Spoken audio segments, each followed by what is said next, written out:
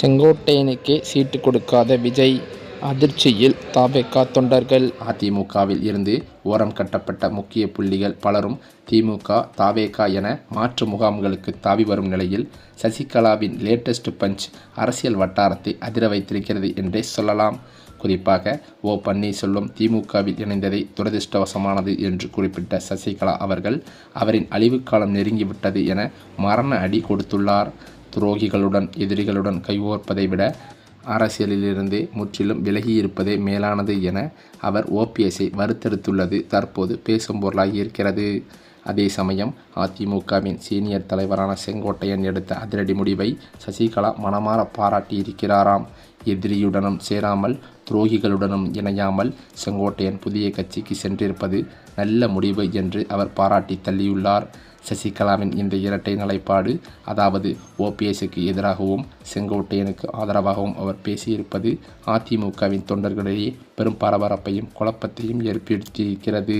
மேலும் அது மட்டுமில்லாமல் டெல்லி மேலிடத்தின் அழுத்தத்தால் 2026 தேர்தலை கருத்தில் கொண்டு சசிகலாவை மீண்டும் கட்சியில் சேர்க்க எடப்பாடி பழனிசாமி திட்டமிடுவதாகவும் தகவல்கள் வெளிவந்துள்ளது.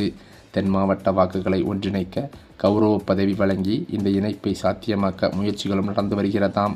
தமிழக அரசியலின் இருவரும் துருவங்களில் ஒன்றான அதிமுக ஜெயலலிதாவின் மறைவுக்கு பிறகு பல்வேறு பிளவுகளையும் சட்ட போராட்டங்களையும் சந்தித்து வருகிறது.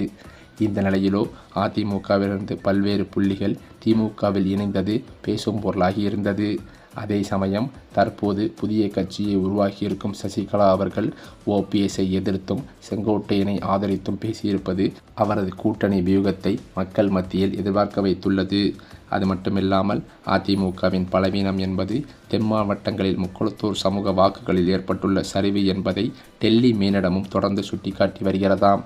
அதே சமயம் தற்போது சசிகலாவின் கூட்டணியானது புதிய கட்சியாக உருவெடுத்திருக்கும் செங்கோட்டையன் இழந்திருக்கும் தமிழக வெற்றிக்களமாகத்தான் இருக்கும் என்று பல்வேறு அரசியல் நோக்கர்களும் விமர்சித்து வருகின்றனர். இந்த சமயம் பார்த்து பாஜகவும் அதிமுக, பாஜக இடையிலான கூட்டணி குறித்த முக்கிய நகர்வாக வரவிருக்கும் தேர்தலுக்கான முழு பொறுப்பையும் எடப்பாடி பழனிசாமியிடம் பாஜக ஒப்படைத்து விட்டதாக தகவல்களும் வெளிவந்துள்ளது. தமிழகத்தில் திமுக அரசை வீழ்த்துவதே தங்களது முதல் இலக்கு என்று தெரிவித்துள்ள பாஜக தலைமை, அதிமுக பொதுச் செயலாளர் எடப்பாடி பழனிசாமியின் தலைமையிலேயே தேசிய ஜனநாயக கூட்டணி தேர்தலை சந்திக்கும் என்றும் அறிவித்திருக்கிறது. இதன் மூலம் கூட்டணி குறித்த முடிவுகள் மற்றும் தொகுதி பங்கீடு போன்ற முக்கிய அதிகாரங்களை இபிஎஸ் கையில் கொடுத்துவிட்டு பாஜக சற்று பின்வாங்கியிருப்பது அரசியல் வட்டாரத்தில் பெரும் விவாதத்தையே ஏற்படுத்தியிருக்கிறது. பாஜக மாநில துணைத் தலைவர் கே.பி. ராமலிங்கம் உள்ளிட்ட முக்கிய நிர்வாகிகள் எடப்பாடி பழனிசாமி தான் தமிழகத்தில் கூட்டணியின் தலைவர் என்றும் அவரே அடுத்த முதலமைச்சர் வேட்பாளர் என்றும் வெளிப்படையாக தெரிவித்துள்ளனர். அண்ணாமலைக்கு பின் மாநில தலைவராக பொறுப்பேற்றுள்ள நைனா நாகேந்திரன் அதிமுகவின் உச்சல் தீர்க்க தயாராக இருப்பதாக கூறி கூட்டணியை பலப்படுத்தும் முயற்சியில் ஈடுபட்டுள்ளார். பாஜகவின் இந்த மென்மையான அணுகுமுறை ஏபிஎஸ்ஸின் ஆளுமையை அதிகரிப்பதோடு தமிழகத்தில் ஒரு வலுவான மாற்றத்தை உருவாக்குவதற்கான யுத்தியாகவே பார்க்கப்பட்டும் வருகிறது. மேலும் அது மட்டுமில்லாமல் தனது செல்வாக்கை பயன்படுத்தி எடப்பாடியின் சொந்த ஊரான சேலம் மாவட்ட செங்கோட்டையன் இதைவிட ஈரோட்டில் நடந்ததை விட மிக பிரம்மாண்டமான ஒரு மக்கள் சந்திப்பு நிகழ்ச்சியை நடத்த காட்டப்போகிறார் என்ற தகவல்களும் வெளியாகி வருகிறது. மேலும் அது மட்டுமில்லாமல் ஆளும் திமுக அரசு எதிர்க்கட்சிகளான அதிமுக மற்றும் விஜயின் தமிழக வெற்றிக் கழகம் ஆகியவற்றிற்கு கடுமையான சவாலை அளிக்கும் வகையில் வியக்கத்தக்க பல புதிய அறிவிப்புகளை தனது அறிக்கையில் தெரிவித்துள்ளது. இந்த தேர்தல் அறிக்கை எதிர்க்கட்சிகளின் தேர்தல் வியூகங்களை முறியடிக்கும் ஒரு முக்கிய ஆயுதமாகவே இருக்கும் என்று திமுக வட்டாரங்களும் தெரிவிக்கின்றன. தேர்தல் அறிக்கையை தயாரிப்பதற்கான நாடாளுமன்ற குழு தலைவர் கனிமொழி தலைமையில் 12 பேர் கொண்ட ஒரு வலுவான குழு ஏற்கனவே அமைக்கப்பட்டுள்ளதும் குறிப்பிடத்தக்கது.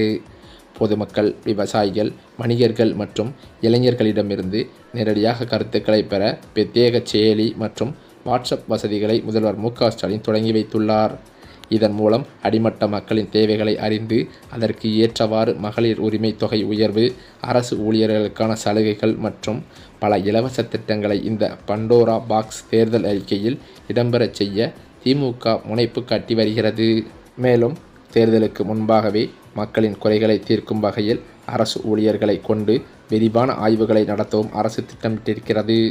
வீடுகள் தோறும் சென்று அரசு நலத்திட்டங்கள் மக்களை சென்றடைந்துள்ளதா என்பதை உறுதி செய்வதோடு பொதுமக்களின் கோரிக்கைகளை படிவங்களாக பெற்று அவற்றுக்கு தீர்வு காணவும் முடிவெடுக்கப்பட்டிருக்கிறதாம். இந்த அதிரடி நடவடிக்கைகள் மற்றும் வலுவான தேர்தல் வாக்குறுதிகள் மூலம் 2026 தேர்தலில் மீண்டும் ஆட்சியை தக்கவைத்துக் கொள்ளவும் எதிர்க்கட்சிகளின் வளர்ச்சியை தடுத்து நிறுத்தவும் திமுக ஒரு பெரும் அரசியல் சதுரங்க ஆட்டத்தையே தொடங்கியிருக்கிறது.